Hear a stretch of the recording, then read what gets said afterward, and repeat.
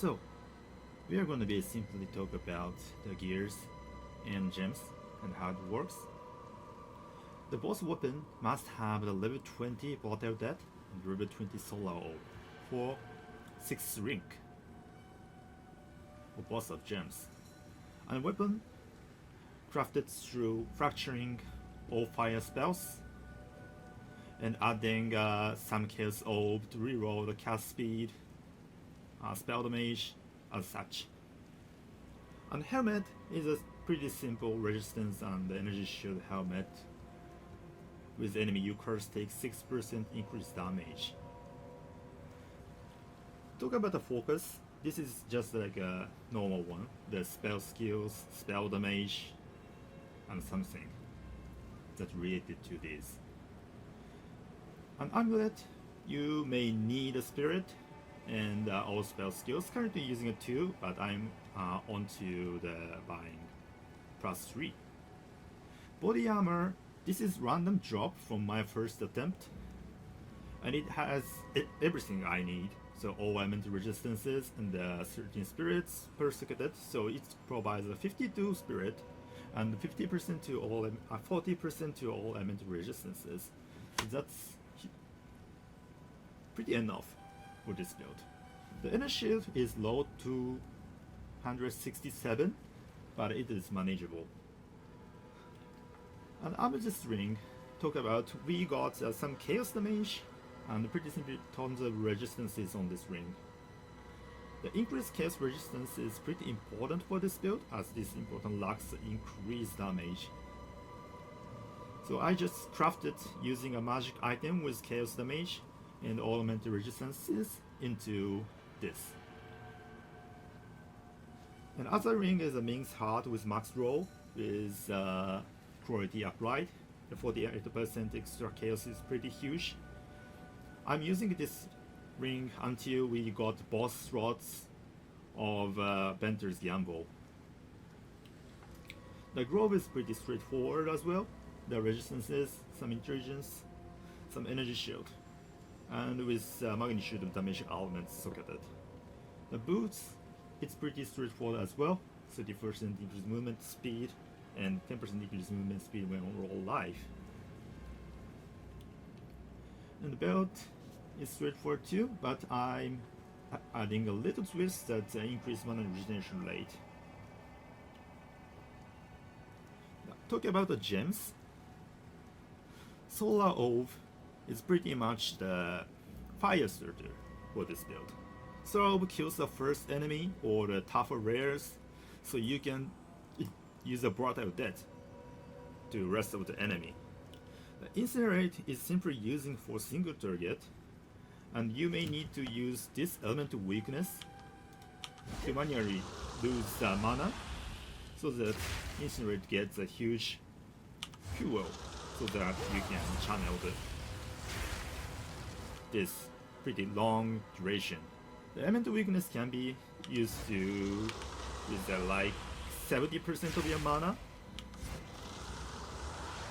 and each cast you got 20% of the fuel to the Incinerate. So with max fuel, Incinerate can be channeled up to 5 seconds and applied pretty much like 60 or 70 stacks of Ignite, and that can deal almost 10 million damages. So Flame Blast is simply there because opening the breach, I use Flame Blast to clear up the entire screen. Amphibole is just a life sucker after your death. So after your death, you have to replace helmet with this one to got Eldritch Battery, and use Amphibole to become raw life for the effect of wounds. So we are simply using 2 auras. First one is Blasphemy with Despair and Temporal Chain socketed, and using Heightened Curse, Regenerative Curse, Slow Potency to increase the potency of these 2 curses. Temporal Chains can reduce the speed of the magic monster almost 50% to 20% on the unique enemy. And Despair also reduces tons of resistances against any opponents. It's pretty huge part of this build. The combo sense is here, just here, because you only have the energy shield recharge onto this 5000 energy shield. So you must need this one. For the tree-wise, it's pretty straightforward. You get to the Blackflame Covenant, you get every Chaos node you can take, and some Ignite node you can take. And this is Aura effect. Aura effect can be affect the Blasphemy effect. So you get these 4 points for the like 30% of aura magnitude. And get AoE node right here, and right here is the damage node. And you got some energy shield right here, and this, and like this one, and this one for some energy shield sustain. And Jewel Socketed is pretty simple: spell damage, ignite magnitude, and other damaging element effect. Also here, you got pretty huge Sapphire Jewel Socketed into here, so for more DPS. And you get Unholy Might, and of course, Eternal Life. And our plan for the next equipment will be this Resonance. A unique draw of using Resonance, so you can get Event Horizon and Spaghettification. You think just 2 points and 1 Jewel Socket.